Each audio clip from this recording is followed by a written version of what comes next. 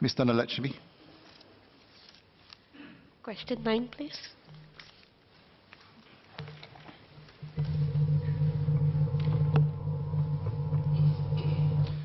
Mr. Speaker, may I have your permission to take questions 9 and 10 together, please? Please do.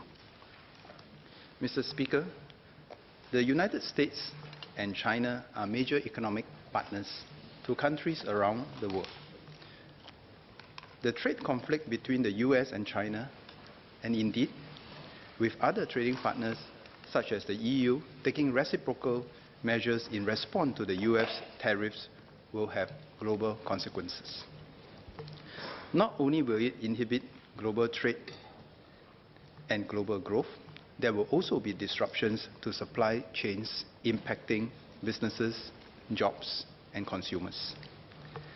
Our economic agencies are closely monitoring the impact on Singapore, which will be transmitted at 3 levels. First, impact from higher generalized tariffs that are applicable to the majority of countries, including Singapore. This is what we call the direct impact. Second, the indirect impact arising from disruptions to global supply chains due to the tariffs imposed by the US and China directed at each other. And third, the consequences of a broad-based slowdown in global trade flows if escalation of the trade conflict between the US, China, and other trading partners spills over to business sentiment and other factors of growth. Let me elaborate on each of them. First, tariffs directly applicable to Singapore affect a relatively small set of products. These are essentially US tariffs applied globally on solar cells and modules, washing machines, steel, and aluminum. Our exports of these products to the US account for about 0.1% of our total domestic exports to the world. While this is relatively modest, specific Singapore-based companies in the general manufacturing and electronics sectors that export such products to the US will become less competitive compared to manufacturers in the US when the tariffs are added on. Our agencies are in contact with impacted companies to facilitate applications for product exclusion and to explore alternative markets. Second, there will be indirect impact from tariffs that are not targeted at Singapore. Members will have read about the US and China's imposition of tariffs on each other. Tariffs applied to products worth US 34 billion from each country have kicked in, with more on the way. With the EU, Mexico, and Canada also imposing retaliatory tariffs on the US for the tariffs on steel and aluminum, there is a significant risk of widening disruption to global supply chains. While these tariffs do not directly affect our export, they would have spillover impact due to our role in the global supply chains. For example, Singapore companies that produce intermediate goods used as inputs in the production of China's export to the US may see softer demand for their goods.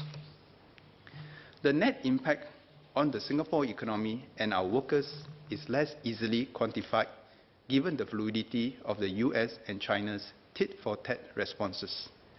The complexity of global value chains is also such that amidst disruptions, there will be potential for firms to mitigate some of the impact by redirecting exports of intermediate goods to other markets.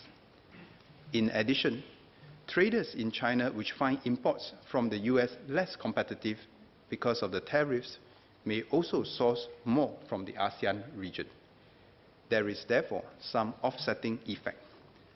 Our modeling indicates that based on the tariffs on product lines that have been announced, the net impact is likely to be modest. However, this assumes no further escalation in trade tensions between the US and China. On the whole, bilateral trade between the US and China indirectly contributes to 1.1% of Singapore's GDP, and that any sustained disruption is unwelcome for the region. In the meantime, our economic agencies are working closely with companies to identify any disruptions promptly and restructure their supply chains where necessary.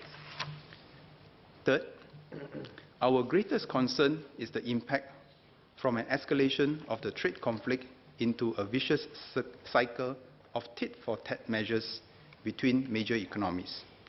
Should these measures reach a tipping point that triggers a sharp and sustained fall in global business and consumer confidence, or a tightening of global liquidity conditions, the macroeconomic environment will fundamentally change. In this scenario, the impact on global consumption and investment, on top of the disruption of trade flows, will significantly impact Singapore's open economy. Amidst these developments, there are strengths in the composition and features of our economy that serve us well. This includes the strong trading networks and diversified sectors we have developed over the years, which will enable companies in Singapore to navigate the disruptions and seek out new opportunities and alternative suppliers and demand markets. Our agencies will continue to facilitate this process and provide support where needed. Ms. Thanalakshmi and Mr. Quek have also asked about whether the norm of free trade agreements and the multilateral trading system, the WTO or World Trade Organization, will change.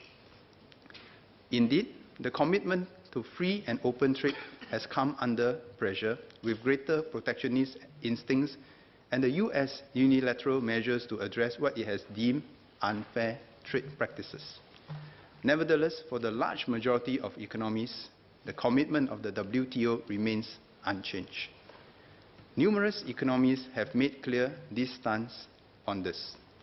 The US has stated its openness to bilateral trade agreements and has remained engaged in various international forums to share its views on improving the rule-based multilateral trading system. Mr. Speaker, let me conclude by reiterating Singapore's stance. Singapore's external linkages that have made us more resilient in facing uncertainties in the global economy are best safeguarded by a strong set of WTO rules and enforcement and by our network of free trade agreements, which we will continue to expand and deepen.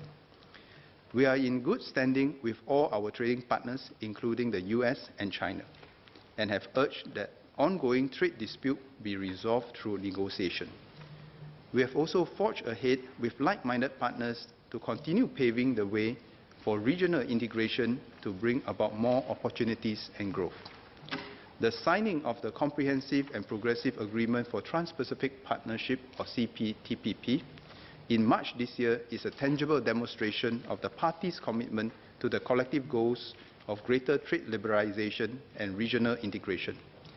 ASEAN and our FTA partners are also pressing on with efforts to reach substantive conclusion on the Regional Comprehensive Economic Partnership, or RCEP. Our trading partners are also constantly looking for opportunities to improve trade links. The EU and China, for example, which Mr. Quek has asked about, are working to improve trade connectivity between Asia and Europe to increase economic opportunities. We have an FTA in place with China and another that is pending with the EU. With the FTA in place, our companies are better positioned to seek out and benefit from new opportunities arising from new trade linkages and supply chains that are formed. We will continue to work with all like-minded partners to uphold a rules-based multilateral trading system and work towards greater regional integration, which is the best way for maximizing opportunities for our companies and supporting job creation for Singaporeans.